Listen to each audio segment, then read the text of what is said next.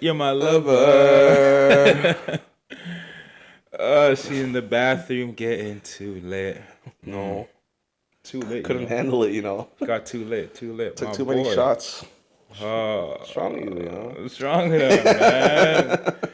Oh, man. Trizzy, Yes, sir. we have made it to episode 18. Come Let's clap it on. for episode 18.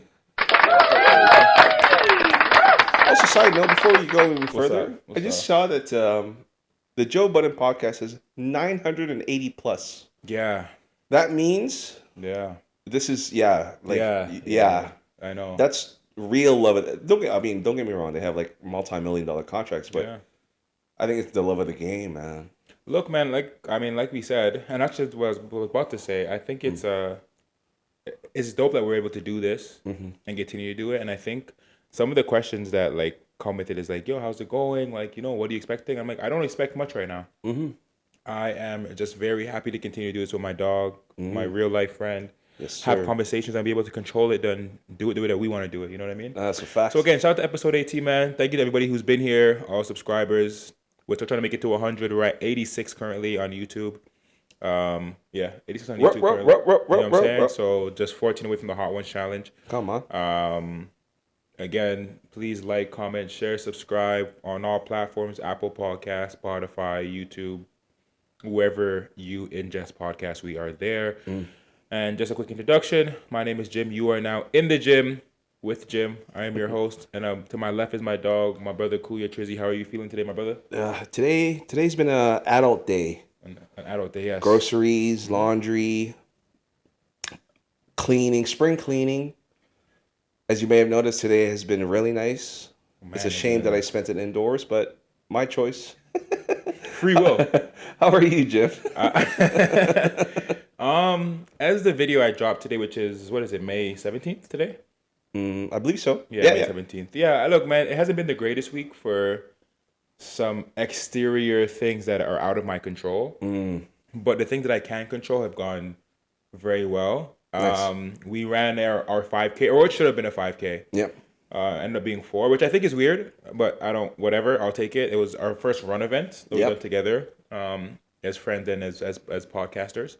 How did you feel about your outing at our what's supposed to be a 5K turned into a 4? It felt good, to be honest, especially as our first one. Yeah. And also shout out Nike and Champs who scheduled this run club. It was their first run club of the year, of the season.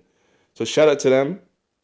But it felt really good. I think it was just good to, oil up these greasy or squeaky knees, if you will. Boy. Yeah. But I had a really good time. Like, it was a nice run, good weather. Weather cooperated for sure. Good crowd. Yeah. All levels. Some are fast, some are intermediate, some are just beginning. So what matters is that you took yourself out, you signed up, and you showed up. And you did it. Yeah. No, honestly, it was fun, man. We've been talking about doing running and marathons for like a little bit on this pod, and it was good to like finally action it. And yeah, it's kind of cool how it came about. A man posted and said, "Yo, if you're interested in it, like let me know." He sent me the link. I sent it to Trizzy. We're like, let's do it. Signed up, yeah. Yeah, sign up immediately. No hesitation. Like, see you there. We pulled up. I went in ball shorts and basketball shoes because I don't have running stuff. Kind of egregious, by the way. But no, okay, hold on. Ball shoes is crazy. Bro, I am not prepared for a running life yet.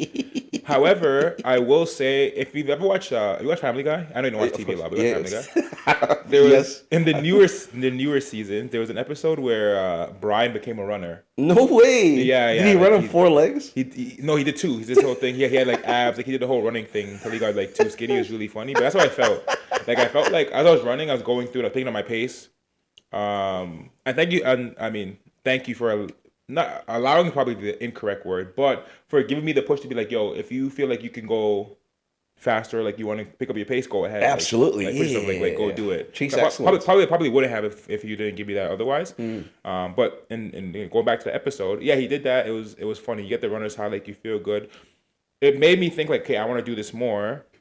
It's something like I'm looking to do. So if I don't find people that I can run with in this local Scarborough area, because I don't really want to go far. Like I don't want to run. I mean, I would like to run downtown, but I don't want to drive downtown to run every. Yeah, it doesn't make sense, man. No, you know what I'm saying. So like, if I can't find something in Scarborough, then I'll probably just end up running around a track or wherever I walk. I'll just run. Little park maybe. or like Port Union. Yeah, something, bro. So I mean, if there's any like Scarborough run clubs where people aren't being like weird and not trying to like break PRs every week, then let me know because I'm actually down for something like that.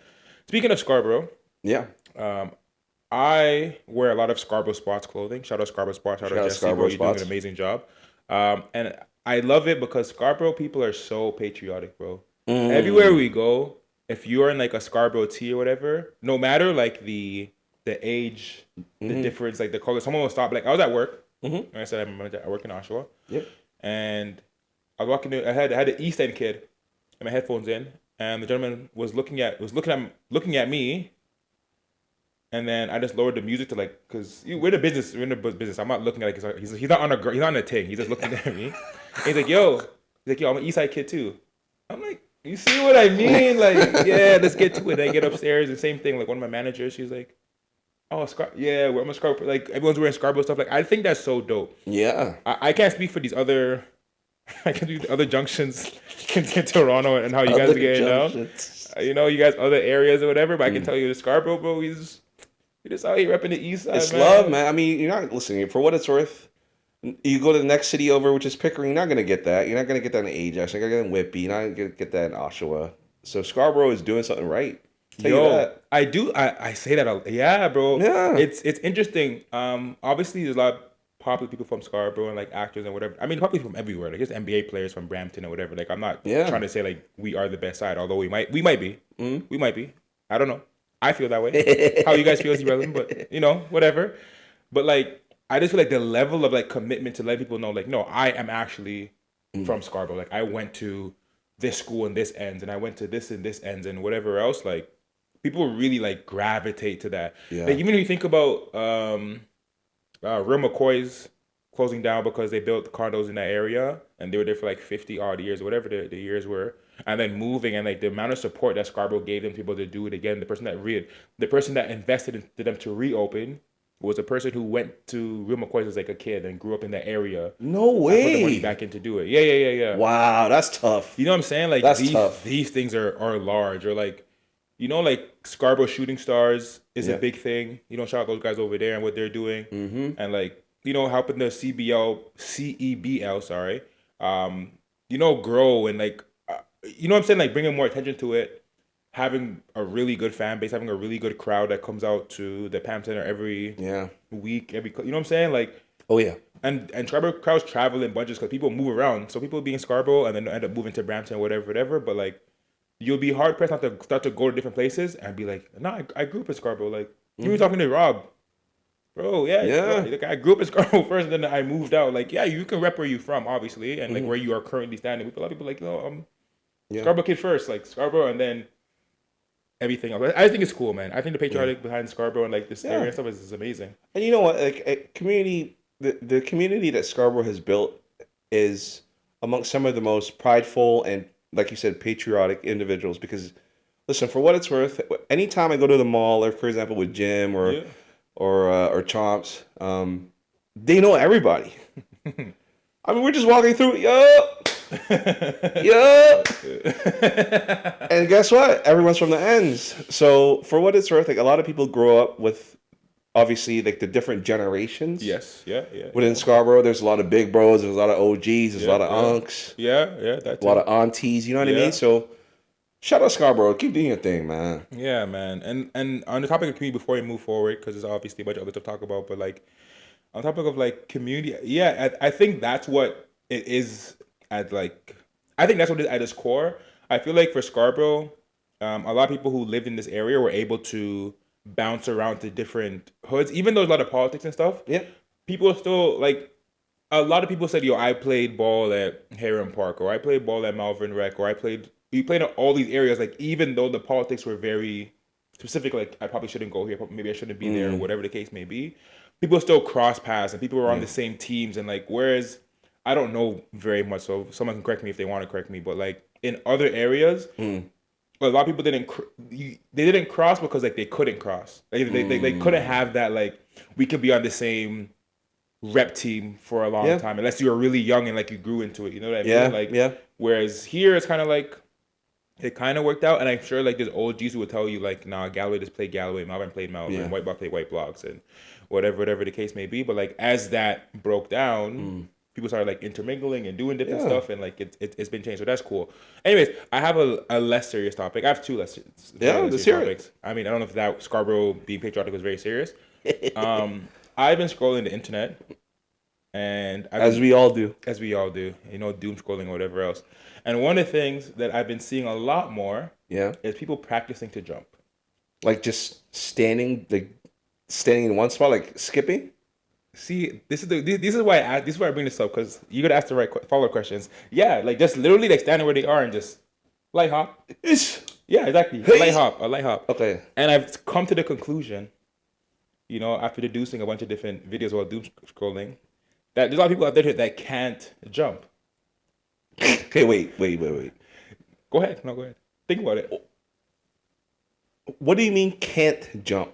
Because what do you classify as a jump? Like just someone going, up and down. Yeah, little energy on their feet, and then. I think there has to be. Okay, there's no minimum to a jump, Jim. Like, but you asked my question. Okay, sorry. Question. I'm answering the question. I think there, like there has to a book, like a very skinny book, has to be able to get under you jumping. Sure. Okay. Yeah. Fair. All right. Okay. There's a lot of people that can't do that. And it's not obvious. It's not obvious. I started like with women and working back, but then I saw young kids doing it and people just can't jump. It's funny. It's really funny. You're probably thinking like what do you mean? Exactly. That's what's right. I'm trying to picture people who cannot jump. Okay, look. Maybe. When's the last time you jumped? Today. To do what? No, yesterday. Actually, sorry, not today. Yesterday. Okay. I did some skipping to warm my legs up. There you go. Okay. Now think about people who have it. People maybe who don't skip. People who avoided anything athletic during gym class and said, "I don't want to partake." Fair. I also want to preface that I fully acknowledge if you have a disability or a physical incapability of doing so, you are excluded from this. But I mean, are you? Why? Well, what if your leg's broken? Practice. No, like what? Okay. You mean like I don't know when to go there, but what if you're in a wheelchair? Obviously, you can't jump. Different. Yeah, that's what I'm referring to. Yeah, no, be specific though. Yeah. Sorry. That's okay. But that's what I was referring to, like disabilities where you literally cannot use your legs. Fine. Yeah. Okay, so they get obliged. What about everybody else? Well, that's what I'm trying to figure out. So let's say everyone that doesn't have a spinal injury should be able to jump, that can jump. What is your words of advice as someone who just skipped yesterday? What's your words of advice to someone who can't jump? Wait. Let's backpedal. How would you instruct somebody on how to jump? I think yes. I have perfect. Go ahead. Go against the wall, face the wall. Yeah. Hold it like this. So describe it, because people who are listening. Yeah. So what you want to do is you want to stand in front of a wall. Yes. Face the wall. Literally stand in front of a wall. Face the wall. Put both hands against the wall as if you're doing a push-up but vertical, and start with calf raises. So get on your tippy toes just to start. Okay. So once you have that motion of, raising yourself through the front half of your feet. Yeah. That is the beginning of a motion of a jump. Okay. For I think the most basic way of explaining it. For the novice jumpers. Start there, and then once you're comfortable with calf raises of your weight, then you slowly build to a slight hop. But try that first. Start with your legs. Okay, but how would you explain somebody to hop? How do you explain the hop? How do you get from the calf raise to the hop? Right. So for those who are watching, do your best. Your foot is obviously flat on the ground like this. Mm-hmm. A calf raise is when you lift your heel vertically. Yeah. If I were to explain it, I can't believe I'm explaining this. This is the first time I'm explaining how to jump. Is the exertion of energy and force from the bottom of your feet to propel yourself up. Okay. So starting with the calf raise, you're going like this. And then once you feel comfortable doing that with your weight, You add in a little bit more energy than what you would do a calf raise, and the energy propels you from the ground. It goes like this. Okay. Okay. If I were to rate your explanation of jumping, I don't think it's like a 5. Fair. It's Okay. like a 5. And the reason I asked the reason I asked you to explain it to people who haven't. So in at work, when you have to work with people who require more attention, Yeah. right, and like need more explaining, they always say like, "Okay, how would you explain a daily task?" And everyone typically picks like putting on your socks. So someone with like a learning disability or something of the sort. Okay. How would you put on your sock? Typical person would be like, I would lay the socks out. I would have the person sit down. Mm-hmm. They would pick the foot they want to put the sock on. They would grab it. They would open the Yeah. hole, I guess you want to call it. You pull it as wide as you need to. You would bend down to a comfortable position where your foot is, and then you would pull the sock up. And then once you get to your heel, you pull it up. Some people would say that isn't sufficient enough for Interesting. that step. The people who need that kind of like guidance isn't enough. Another perfect example is someone like tying a shoe. So you can say you get the shoe, you get the right, you get the left. You make what bunny ears. What is it? Cross, under, pull. Some people feel like that isn't something that like they can grasp. Actually, to bring it to myself, when I was learning to tie my shoe with my left hand, because some of the movements were very difficult, the bunny ears thing wasn't something like that came naturally to me. So the wrap and then wrap and pull actually never came naturally to me. I mean, at the time it didn't make sense. I don't do it now. I just do like what's easiest for me. Yeah. But the bunny ears at the time was very like, I don't get it.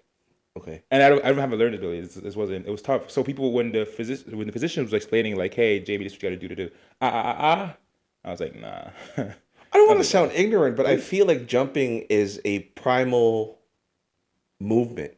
You think? I agree. You do it like.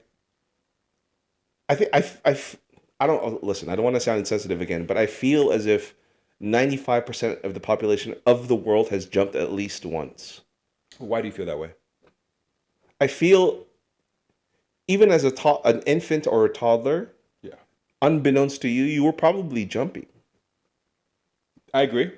Yeah, I agree. And then as toddlers, sometimes like they get bigger, and this is not like a I am heavier than somebody else thing. This is not what it is. Yeah. But like, as people who stop training that muscle don't use it. And when you don't use it, it's not like you lose it. You can obviously retrain it, but it's a difficult thing to retrain. So people, and then they get nervous because now you're jumping. So like, you have like not a box jump, but like that. When you start, I forget what it's called, man. But anyways, in the gym you have the a little elevated platform. Thing. Yeah, thank you, elevated platform. To jump onto that, for us might seem like okay, whatever. That's common every day. But someone who hasn't jumped in forever, like a mother of two, who has no reason to jump anymore. There's no reason for her to jump anymore. She has to get up the stairs, she can step, whatever. To jump off to get off of that platform might look like this is crazy. Like, why would I do that? And then you panic in the air, and then you put another foot down, and then it changes everything. And now then that's what it is. I know exactly where you're going with this now. So you see, kind of see what I'm saying? It's also a mental blockage. Yeah, I haven't done it, and I haven't done this, so I haven't needed to do this. There's no need for me to jump onto something. Like jumping onto a bed is different because it's not necessarily like I'm putting my legs up to get into the bed. I'm maybe leaving the ground to fall onto the bed. That's not jumping. I wouldn't consider that jumping. I mean, jumping is like to reach. So like if something on top, on the top, I'm gonna go grab it. So I might jump for that, or I might jump for a rebound, or whatever the case may be. But a lot of people don't jump. A lot of kids don't jump, and that's where that's why I wrote it down because I was watching a video of a father and a mother asking the kid to jump, and he's like, look, and he jumped, which he did. It was like low, like very, very low. And he's like, and the dad was like, is that the highest you can go? He's like, yeah.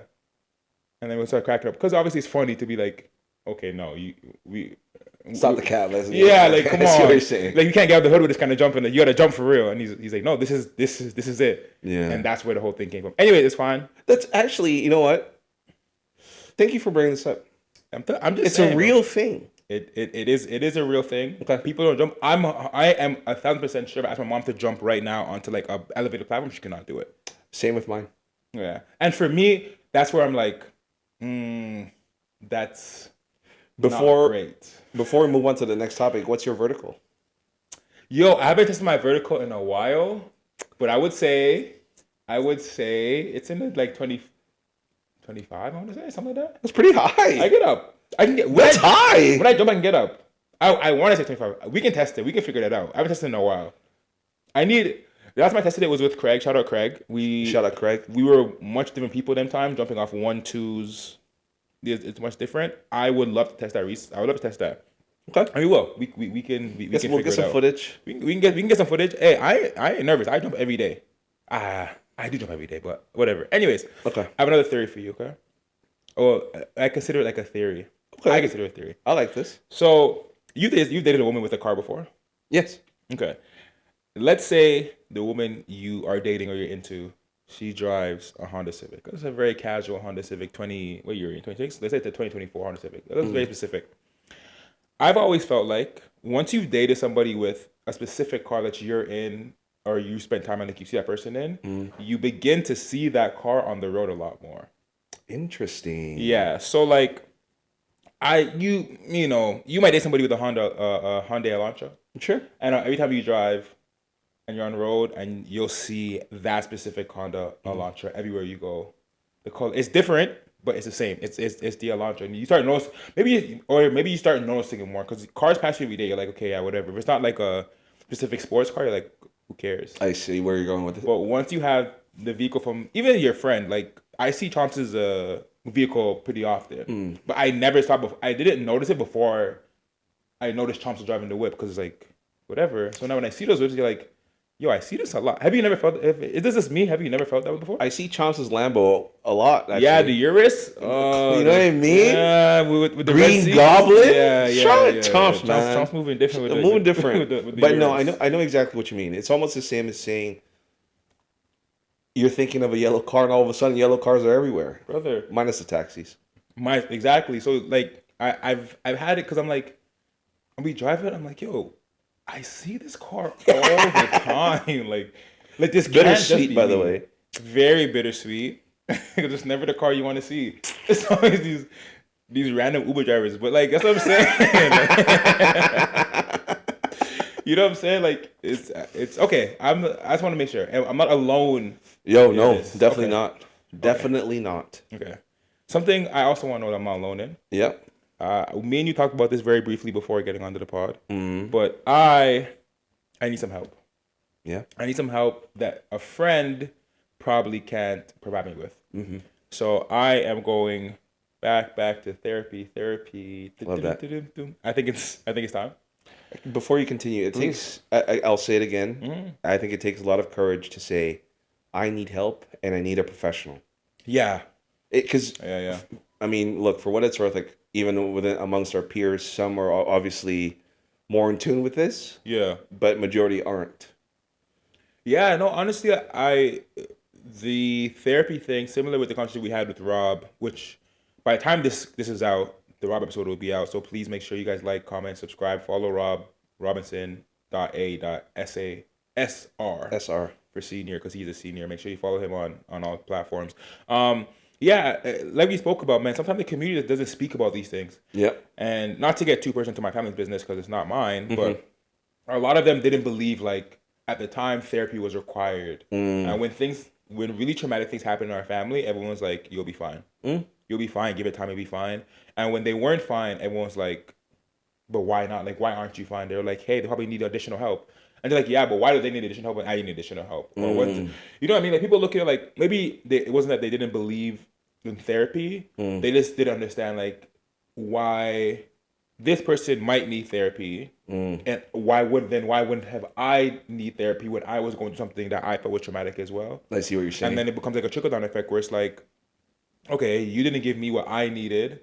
Why should I bother? Yeah, why should I bother? I got through it. I'm fine. I was able to start a family and do what I had to do. So these kids should be able to do the same thing. Yeah. Where everyone's just not built that way. Yeah. You know what I mean? So like, again, back onto the topic. Yeah. So I need some help. So I've been on BetterHelp before. I've had a therapist before. I had a therapist before. She was a wonderful, wonderful, wonderful person. She was very, very, very helpful, instrumental to me getting through some of the stuff I was really struggling with. Shout out to her. And then she ended up coming off the platform and like doing her own individual thing. I think she lived like Hawaii or somewhere. And wherever she was, they would the app wouldn't allow her to work people outside of USA or something. I don't know. It was a really weird thing she said. like weird to me, but like I was more frustrated with the fact that she was leaving and I needed somebody to continue talking to. But yeah, so I've been doing that. And the question that you asked, like, do you find you speak to with more men or women therapists? Correct. I've always been under the site guys that like I should just speak to women therapists. Like I feel like they would give me like the kind of insight I was looking for. Yeah. Not because I just want therapists for to speak about women stuff, but I mean I would like to get like a different perspective on understanding. But it is also like the side part of it, like a woman probably can't give you the advice or the structure that another man could kind of walk you through. And like if you're looking for like more manly advice or like how to maneuver through things and understand, yourself as you're going into manlyhood, maybe a male therapist might be better for you. Sure. Whereas maybe if you were looking understanding into like the woman's side of whatever took place, maybe a woman might help. Yeah. I think at the time when I did it the second time, I had a woman, again, like I mentioned, I had a woman because particularly what I was going through was dealing with that situation ending. Sure. And then kind of like bring it all together. But she gave me the perspective of like, people have the other things going on as well. And like maybe like what you did wasn't necessarily like the tipping point, but it was something. You know what I mean? And like that kind of helped me open up to the understanding of it. So now I'm on the app. I have I guess you call it matching, whatever I want to do it, but I pick like two people, so now I'm having going back and forth to make sure like we are actually compatible. Yeah, cause it's very important, man. Like I'm not taking this lightly. Like it's something that I really want to have a conversation with and like kind of be able to feel open with. Yep. And if I don't feel that in an initial conversation, like I'm not going to bother. I'm paying for it. At the end of the day, it's a service. Like it's not only is it your financial resources, but your time and energy. Mm-hmm. And I think, picking the right person is extremely vital, especially when you're at a state of vulnerability. Unfortunately, the wrong person might either make it not necessarily make it worse, but you're wasting valuable time. Broski, let me tell you a story. I want to say, when was this? Not 2019. I was in, let's say 2017, 2018. I had gotten a therapist. Mm-hmm. A lovely older lady, an auntie, if you wanna go with that. Mm-hmm. And I was talking about some stuff I was going through, and I want to like get past it. And I want to stop the cycle of spinning the block back on a specific person. And we were talking, me and the therapist, and she's like, "Can I pray for you?" And I'm like, "Sure." I started praying, and the prayer just got really like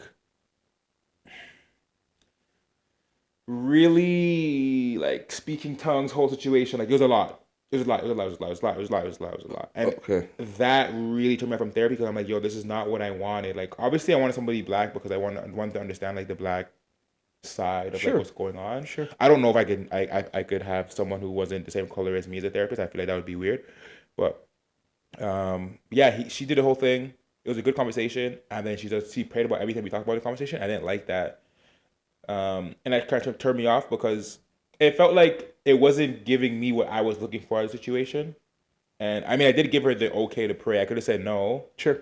But like also it felt weird to be like, nah, don't pray for me. Like I want you to go, And I'm sure like in her heart she was doing the right thing. Too. That too, yeah. You get nervous. Like someone's asking you like, can I give you some feedback? Can I do good by you? Yeah, like, hey, can I bless you today? You're like, nah, I'm cool. Nah, I'm cool, gang. You got me, like, yeah. You know what I'm saying? So, yeah. If you are looking for a therapist or going on a therapy journey, first of all, big up yourself. Like Trizzy mentioned, is very important. Like you do those things and you look out for it. If you have any advice of like how us gentlemen could partake in therapy, like what platforms you might be using, I'm on BetterHelp. That's where I'm at, and at work they also give us like a platform for therapy as well. Yeah. But if you have any other ones, please feel free to reach out individually if you hear this and let us know what you're thinking. Yeah. I've had a male therapist up until early April. Okay. I think we've made some really, really good progress. Now, what's running through my mind is I'd like to understand or meet with a female therapist. Okay. To kind of understand the other side of the coin, if you will. Yeah, I do. So I'm also exploring. I'm a little bit more traditional in the exploration stage. I am going Google, see what people are saying about them. Okay. Make a call. Okay. introductory session, etc., etc. Are So are you meeting in person or are you doing this all virtual? I'm an in-person person. Really? Yeah, that is paramount. I am so scared to meet my therapist in person. What's that? I just feel like that's so open, bro. That's so open. Like I feel like I couldn't look somebody in the just now, like look somebody in the eyes and be like, yo, this is kind of what I'm going through. This is me, and like help me put it back together. 'Cause that's essentially what I feel like it is sometimes, right? That's fair. You're going and you're like, hey, here is, the ingredients of like what made me how I am right now, and I would like you to make this a meal so I could be whole again, essentially. And Okay. I don't, maybe therapy, that's not why you should be looking at it. Like you're trying to piece some stuff together, but I just say to make it, very broad. Like this is what's broken, essentially.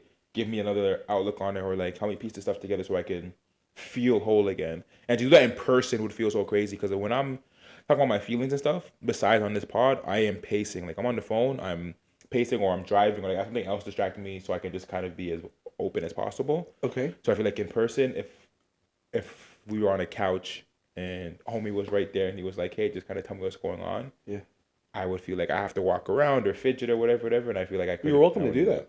I know, but I don't. I don't know. Perhaps, and this is maybe just me thinking out loud. Perhaps the fear of being in person is the same fear as really peeling the layers of the onion. I mean, maybe, probably, not maybe, probably is. It probably is the same thought process. And maybe the only way to fix the potholes is to actually show up and fix the pothole. Nah, FaceTime me, gang. Hell no. FaceTime me, man. I want to walk around and talk to you. I want to sit in the car and talk to you. Like I want to be where I'm the most comfortable until I'm not. Until I'm comfortable speaking to whomever I'm speaking with. And maybe that's just the beginning. That's the early stage. Yeah. But once you develop a familiarity, Yep. that's when you go deeper. Yeah. No, I'm with you. I'm with you on that. Going deeper in the dungeon, fam. Level 50. Yeah. No, I'm with you on that. Some jack of all trades thing. Yeah. Like, shout out Wistoria. Shout out Will, man. Shout out Will, man. Shout out Will. Yeah. That's what you gotta do. That's what you do sometimes, man. You gotta. Yeah. Sometimes you gotta just talk. And that's why I like the BetterHelp. You do it over the phone. You can do it whatever. A lot of these guys are in. A lot of these people, I should say, are in the States sometimes, right? Yep. So different time zones, whatever else. So being able to have it, on the phone, while doing what you're doing, and like again, where you feel the most comfortable to have these kind of conversations, I think is important. That allows me to be able to like be more open and kind of get what I want to get off my chest, as opposed to saying. I think this is, I think this is one thing that I will disagree with you on, because there's nothing more vulnerable than being in person. No, I mean, look, I get it, but I've avoided a lot of conversations in person that probably should have been had in person. Hey, and maybe keeping yourself busy doing multitasking while in a session could be detrimental. But you know what? You're not wrong. Look, I understand like how flawed that system is, because if playing a video game is crazy, but if let's say I'm cooking or walking around, will I give Apex? Yeah, you know what I'm saying? I'm locked in and I'm here telling this person like all about what's going on. Yeah, I get it. It's helped me take my brain off it while I speak about it. But also because sometimes you don't want to deal with those emotions. It's a lot. And those emotions bring up things that like maybe you're not ready to deal with right in that moment, but you want to talk about it. That's fair. And you're like on the line of like, if I go too far with this, what will happen? If I don't go far enough, what will happen? And you're just teetering. And I feel like I'm just right there right now where I'm like, I need to talk about this with someone who is not in the group chat, and I need to be able to hear someone else's perspective who doesn't know me or know what's going on, and just kind of like getting the raw, unfiltered, opinions. Different strokes for different folks. That's all, man. And then if it gets comfortable and we're like, yo, let's sit down and like actually talk about it. Yeah, sure. There is no right or wrong. It's just you showing up. And I will 110% show up. Yeah. Hell yeah. I have another question. It's a little weird. This won't be as in-depth as a therapist, but would you ever use a psychic or a medium? I was watching another podcast. I think it was Secondhand Therapy. Very, very interesting podcast. I'm not plugging them. If you want to listen, you want to listen. You don't want, you don't. Very interesting podcast. But they were talking about therapy and what they went through, what they're going through in their therapy sessions, and kind of like how that broke down. And then they also talked about like, would you be open to doing like a psychic or medium thing? I specifically do not.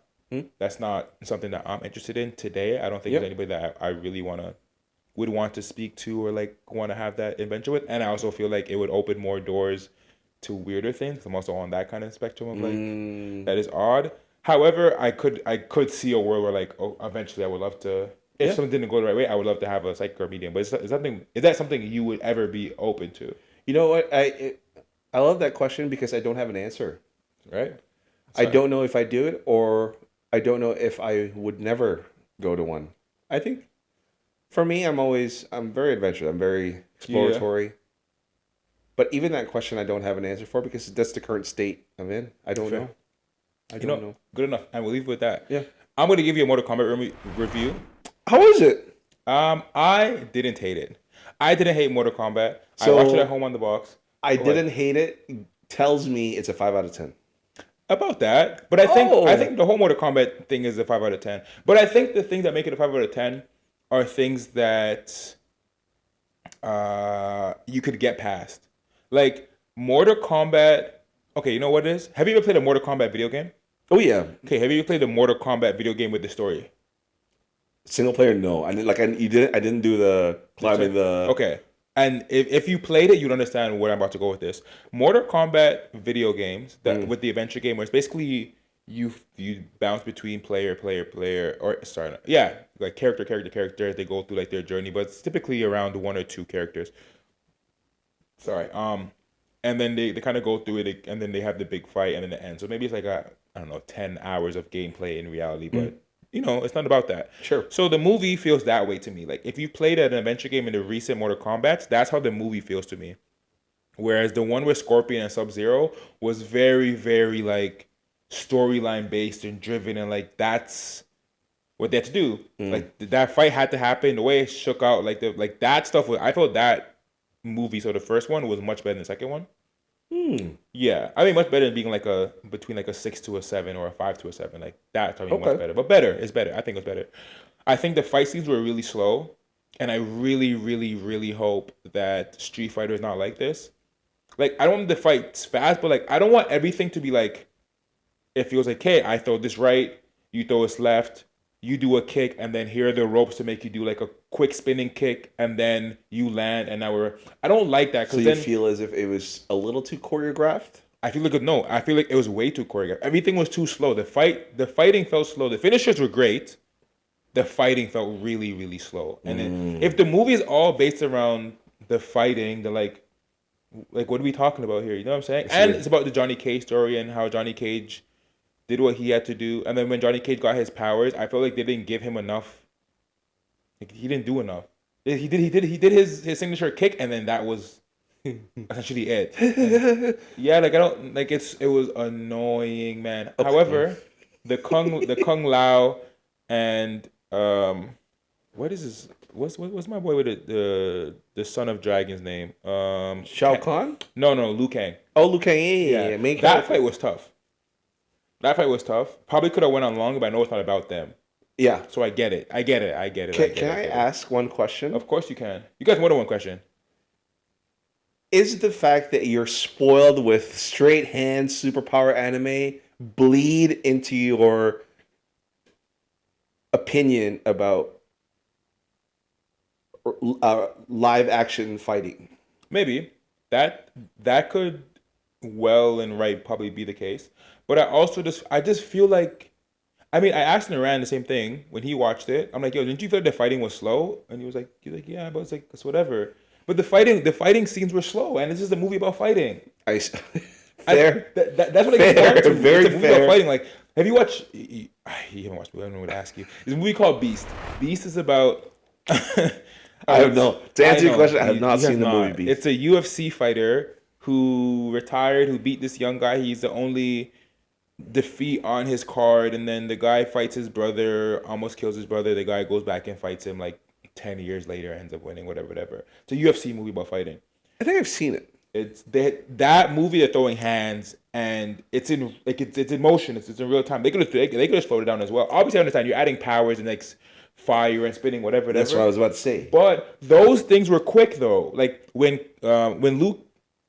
Kung Lao threw his hat or put it into the ground, whatever, those things were quick. Raiden's lightning was fast. Like Sonya's fucking pink, whatever, I forgot what it's called, but those pink sonic booms, those were all quick. But the fighting itself was slow, and that I just didn't get. Like Baraka shooting his spikes and doing the whole thing was quick, but the fighting itself was slow. But the fighting wasn't based around the moves they were doing, like special moves. It was the fighting, the hands. And I see where you're going with this. So it's like boom, boom, boom, really quick, and then they throw a punch and everything's slow motion. It's like, why?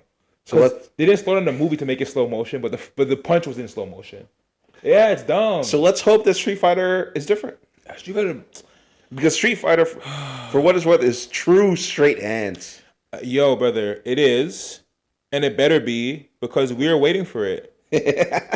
You know what I'm saying? Like, man, just sitting here like, yo, this is what I want. So like, yo, make sure this is what we get, bro. Like, I don't have time.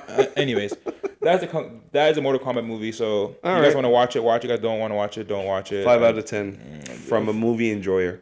Yeah, you know what? I'll give it a 5 out of 10. It wasn't great, but now I have another question for you. Who do you think will win in a fight? I'm gonna give you 3 fights, and I want you to pick who you think we're gonna win, and then I have another game for you. Okay. I have a lot of games for you. 3 fights, okay? Okay, the first fight, you know who Kung Lao is? Kung Lao, yeah. Yeah, with the hat, the whole, okay? And Ken versus Ken Masters. You know who Ken Masters is? Of course. Okay, I gotta make sure. I hope C knows who Ken Masters is. That's the question. I should ask him. But he got to figure this out in the clips. I think Kung Lao would beat Ken. It's because of the hat? It's because okay, you're gonna find me annoying, but it's probably. The power systems are different. Oh my god! Hey, I'm sorry, fam. Do this. So you think that Mortal Kombat fighters are stronger than Street Fighter fighters? Majority of them. Really? Absolutely. But you think Kung Lao would beat Ken Masters? I think so. Wow. Okay. I mean, it's your pick. I'm gonna tell you otherwise. Fam, if a man, okay, let's take a different example. Let's say Ken versus Raiden. Fam, what's a man gonna do about lightning? Raiden's a god. That's what I'm saying. That's why I'm saying majority of them are beating. Akuma would be. Akuma and Ryu are probably the only 2 people who can handle. Maybe Blanca. Honda doesn't stand a chance. No. Against, I don't know, anyone. Scorpion. You know what I mean? It doesn't stand. I don't know, man. I don't know. I'm not giving you all that. Okay, next fight. So you have Kung Lao. I got Kung Lao. I'll keep it a buck. Hey man, it's your buck. Keep it. What you gonna do? Liu Kang or Ryu? Ryu. I don't know how you're so definitive with Liu Kang versus Ryu. Ryu easy. But you weren't. Okay, all right. Johnny Cage versus Glue. This is the last one. Versus who? Glue. You want me to show you who Glue is before? Glue? Yeah. I don't think I know who Glue is. I think you do. I want you to think about it, but think out loud while I search the Street Fighter for you. Johnny Cage versus Glue? Glue. Oh, Guile. Glue. Guile.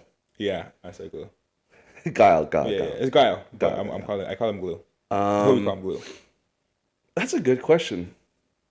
Army Man. Yeah. Versus Superstar. Superstar. Yep. I think Guile would win. Sonic Boom. Yeah. That's not bad. I have Guile. That's not bad. Okay, give your phone with you. I do. Oh no. Oh my god, silly question. Okay, get your laptop ready. All right, let's see. Guile, huh? Guile. You know what's funny? I had it spelled that way, but I said Glue. I'm not changing it. But Guile. Okay. So you said Guile, right? Yes. I just want to document this because I think it's important. You said right. I still can't believe you chose Kang Lao over Ken Masters. Ken Masters is tough. You just gotta go to your notes. That's why you keep these in mind. I'm gonna document it anyways, but just in case I miss something. Okay, so you ready? Okay. Okay, we're gonna go 1 through 10. Okay. 1 through 10. Okay, I'll note them. You, as a snack enjoyer, okay, are gonna blind rank Canadian candies. Canadian candies. Okay. Canadian candies. How many do you have? I have 10. If you guys like these candies, I want you guys to make a list of candies you like. Tell me if Trizzy's choice of candies is waste or not. Also, tell me who you guys have. Look, the Liu Kang and the Ryu thing I can live with. I really gotta know what the Kung Lao versus Ken Masters. Hey, I disagree, man. I think Street Fighter cleans those boys up. These three specifically. Okay. These specifically. I think Street Fighter clean those boys up. Okay. I think Ken Masters would hit Ryu with a Hadouken and an uppercut that would send him into the moon. Anyways, it's fine. Okay. Cheese, my boy, you ready? Yep. You're gonna blind rank these candies. We're gonna start with Maynard Fuzzy Peaches. Maynard Fuzzy Peaches, not Maynard the brand. Yeah. Maynard Fuzzy Peaches. Yeah. Classic Halloween candy. Mm-hmm. Between 1 and 10. Yep. 8. 8. Yeah. This guy didn't grow up in the ass, man. Fuzzy Peaches is a staple. Brother, man. Whatever.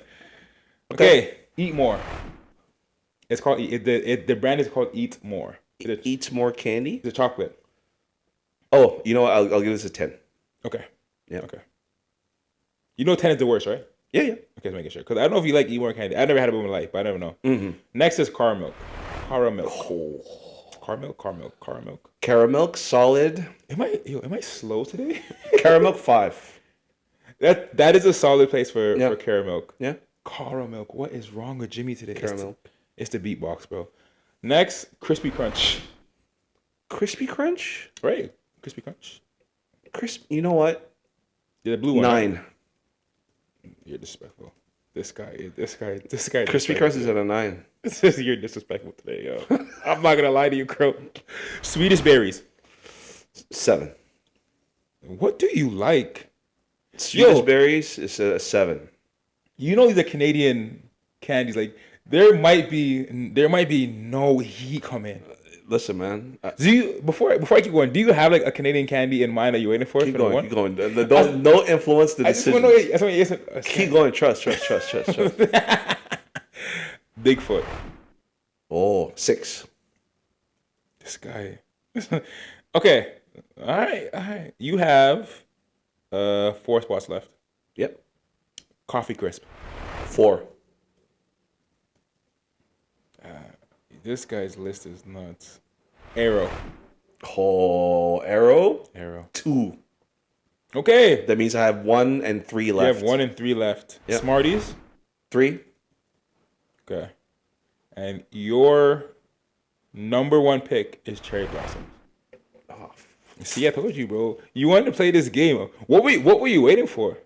You went for something. I know you went for something. What was you waiting for? Cherry Blossom candy? That's the worst. What were you waiting for? It's something Fuzzy Peaches. So for our listeners, I have number 1, unfortunately, Cherry Blossom. Yep. Okay, I got it for you. So his number 1 is Cherry Blossoms. Number 2 is Arrow. Number 3, Smarties. Number 4, Coffee Crisp. Number 5, Caramel.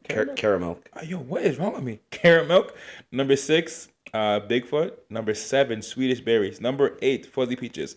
That's a nasty number 8.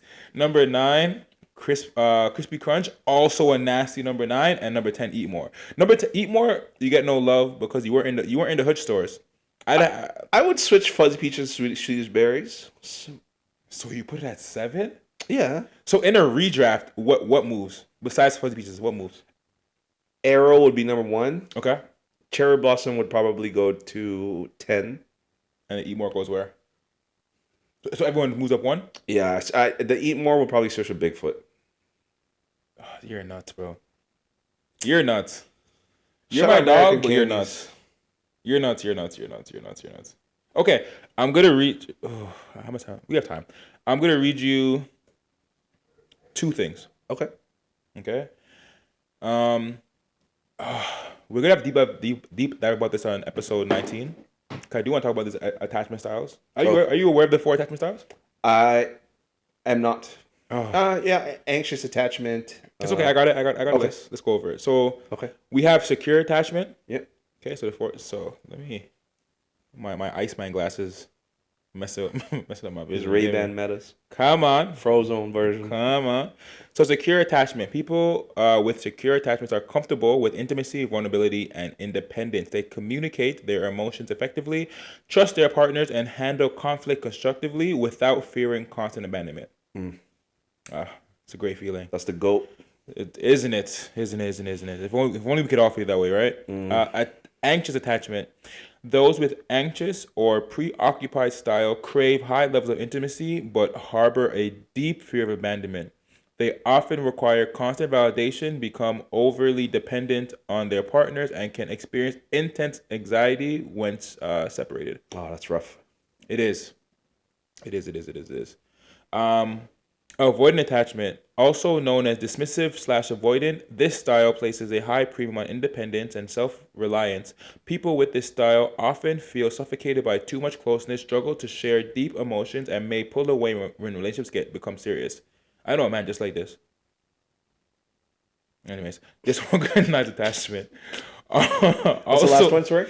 Disorganized attachment, also known as fearful avoidant. This style is characterized by confusing a mix of both anxious and avoidant behaviors. Anxious and avoidant behaviors. Individuals with this style deeply desire emotional closeness, but simultaneously fear it, often due to unresolved trauma or inconsistent caregiving. Damn. Yeah. Okay. So now you're kind of caught up with action attachments. I'll make this quick. I won't go into a very, very long thing about it. But one of the things with attachment styles that I found interesting after watching the Loved by Shan, whatever the thing is. Shout out to her. Very, very dope YouTube page. Shout out to her. She sat down with Dr. Amir, and they were talking about, I think he's like the top doctor about attachment styles. He like wrote books on it in some different languages. Oh, very cool. Whatever the case may be. And you talking about it. So one of the things that people seem to lean towards when it comes to attachment styles is that attachment styles are taught from the child level, which means what you face as a child is the way that you deal with your attachment style. So if you were very loved and nurtured, you might be more of a secure attachment style, and if you were more left to your own devices to figure it out, you might be more avoidant, and if people weren't around, you might be disorganized or preoccupied, whatever the case may be. Okay. But he was saying that attachment styles from a child aren't as related to our attachment style as an adult. It makes up about 10% of our attachment styles as adults. So what happened to us as children makes up about 10% of the way we deal with attachment styles, which means 10% is a little low. I feel. Yeah. So the reason why I want to talk about this, because a lot of people do this whole like, oh, as a child you were mistreated or you were loved or you were whatever. That's why you act this way.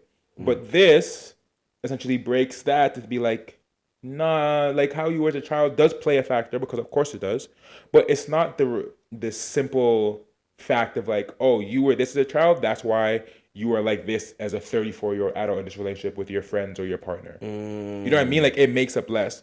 And to piggyback off that, they say a lot of the styles develop in your teenage years because that's when the things that matter to you as a kid change. So the way that you loved your mom or your dad or whatever, they shift because now you're becoming you. You're becoming you, exactly. So maybe when you needed that hug from your mom every single time something went wrong when you skinned your knee or like whatever is now like, no, I'm good. I got it. Oh, man. I'm blessed. And now it shifts. So now when everyone's like, hey, when you were 6, your parents did this and that's why you're avoidant. And it's like, well, actually, when I turned 16, I was pretty secure in myself. So like, I'm good with this. So people look at it like you should be this because it's how you grew up, as opposed to being like, this is who I am because of this. And another point I want to add to it, and after this, the floor is yours. Yeah. That attachment styles can change based on the people you're around. Oh, so something makes sense. So something that we don't talk about enough. Me and you are really close. I value your friendship. So around you, I'm very much secure. I can tell you whatever. I can be very vulnerable. I'm not worried about like the pushback of which information you're gonna give me. If you disagree or agree with something, I can kind of tell. I can just lay it out there. And we have a conversation about it, and we can move on with it. We have other friends where like sometimes you might get anxious with telling somebody something because of like the response you might get is going to be either this is, boom, boom, boom, boom, or whatever, because that's how they deal with it. Sure. And that could make somebody more like anxious on the friendship level. Yeah. In a relationship, it can be the same way. Like you might be very secure with one of your partners, and then you might have been much more avoidant, or you might have been more fearful or disorganized with another partner just because of the way your dynamic was. And I couldn't adjust and change as you guys get closer and whatever the case may be. But like identifying that is very important, and to understand that like the way you are, one person could be different with the way you are with another. And my final point is, when you're with your partner, sometimes your girl or your guy, depending who's listening to how this is going, might be like, hey, when you're with your friends, you are this way. And you're so vocal and you're so this and you share all this stuff. And then when you come to me, you're very much like, it's fine. Polar opposite. And it's like, I don't get it. She's more like, no, it's fine. Like, this is just how it is. Yeah. But you're like, I see it. Like, I can see that this is different. And people don't take into the fact that, like, relationships are just different. And the way you deal with someone can and will be different based on, like, how you feel about them or the situation or whatever the case may be. And we don't put enough stock into the fact that, like, some friendships you're more comfortable in, some relationships are different, and you have to get to the point where you feel very secure. And people use that word, like, secure and, like, safe, very loosely. I feel as, like, a thing to be like, okay, I don't feel this, so I'm out, as opposed to being like, that's something that you can develop and you have to learn, because you have to figure that out. The same way you have to learn with your best friend over the course of years of arguments and being uncomfortable having these weird conversations, it's the same way you have to be with your girlfriend or boyfriend to have that step and be able to do those kind of things. And if you're never going to do those kind of things, then you, in essence, will always be an avoidant person with your partner. Exactly. And then what happens? You know? The only thing I will say about this is I would actually go even further back to the information and the education of self. Because without understanding these attachment styles, you're never going to get into the bottom of why am I the way I am. Talk about it. So I'm a very big proponent of educate yourself, read and do your research, and understand first what the foundational principles are, instead of trying to tackle said issues with your relationships, your friendships. Just educate yourself. Start there. Yeah. And I feel as if a lot of people simply do not even start at ground zero, square one, and immediately roll the dice and go, oh, I'm at square 50 now, without educating yourself or building the blocks to get to where you need to. Yeah. So that is my only, that's what I will say. It's just like, educate yourself. Paramount. Educate yourself, figure out things, figure out the way that you like to communicate, figure out the way that you like to be communicated with, and when you like to be communicated with on those topics. I think that's very important. Yeah. One of the things that I like to ask when I begin dating somebody is, how do you like to be communicated when you're upset? Yeah. Like what is, like, how do you maneuver through that? Like, how do you want to get past that? Because if you're the kind of person that's like, I'm upset, I'm not talking, no matter what, how upset I'm not going to talk till I'm ready. Give you the cold shoulder. It won't always work, because there's going to be a time when that's not going to be feasible. Yeah. You're going to have to face it. We're going to have to face it. Like, even, like, and if you're upset at your day and you're like, I don't want to talk, that is fine. Yeah. Sure. You know? But if you're just like, okay, I come home, you're like, you know, hey, and you go to your room and we're not talking, it's like, what's going on?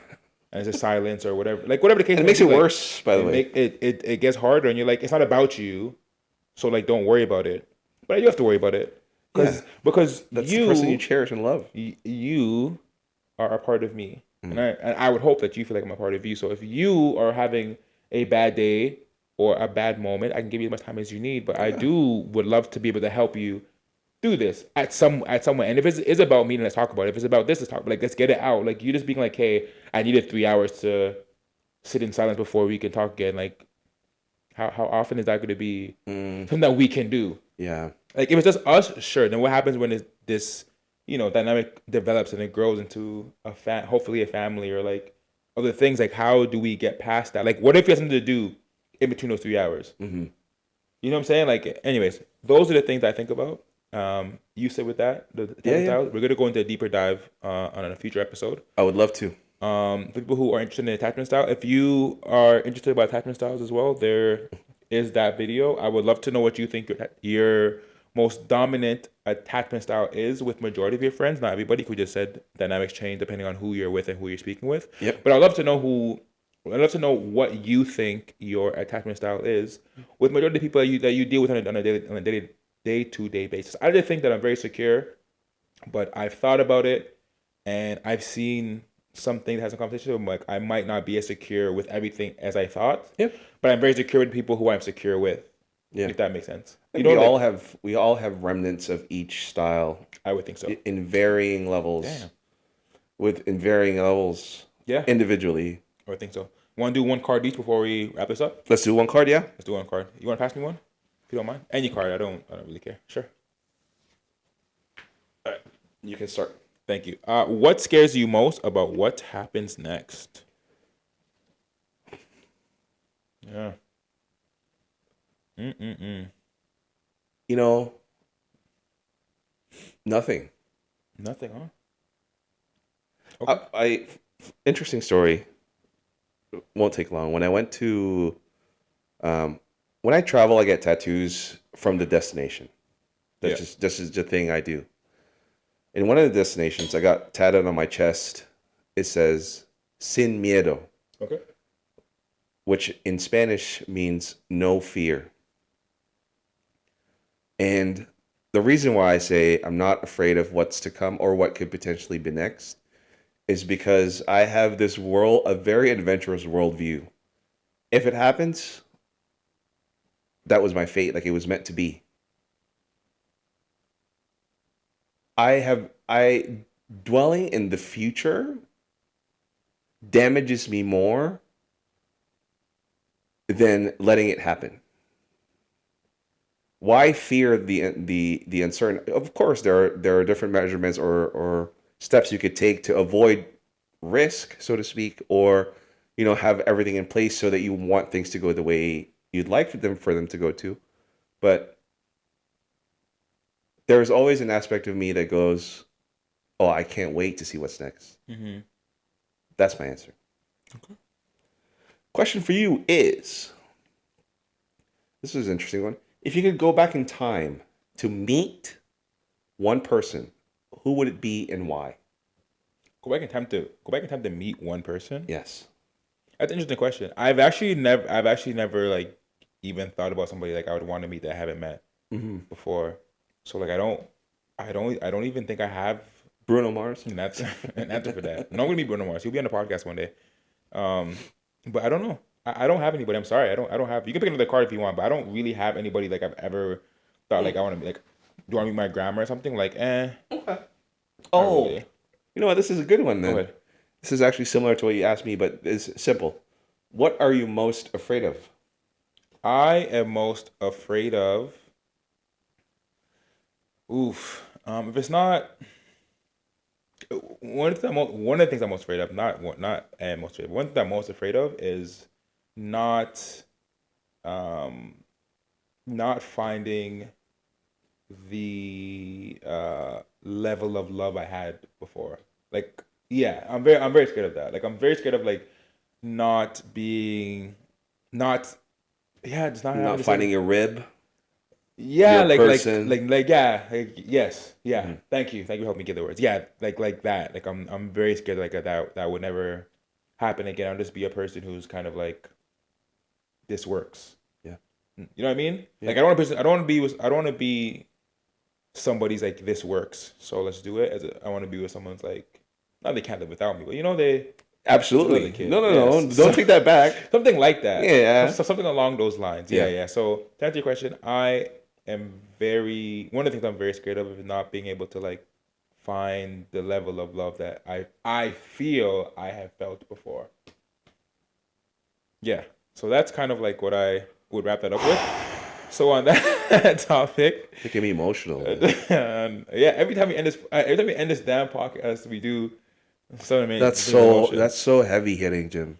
No, it's true, bro. Yeah. It's something that it's a real feeling. I don't think it's impossible to feel like that can't happen.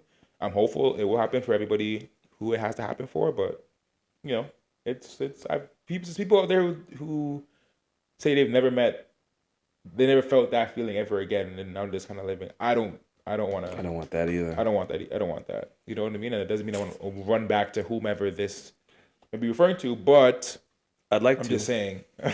What's wrong with you?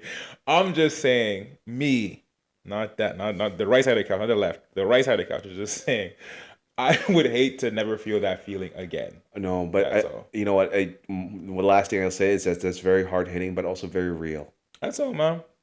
That's all, bro. I talked to my mom on Mother's Day, and she told me some really, really dope and deep stuff that made me think about, like, yeah, I get it. I understand. With shout out Mama Cool, man. Shout out Mama Cool, man. Shout out people. Shout out the family. Anyways, shout out to your family. Yeah, look, that's the episode. So again, you made it this far. Thank you for listening. If you don't know how to jump, message driven by Will _ happy to teach, by the way. He will teach you how to jump. And again, like, comment, share, subscribe. We will be back again next week. In the gym with Jim, signing out. Signing out, man. Thank you. Thank you.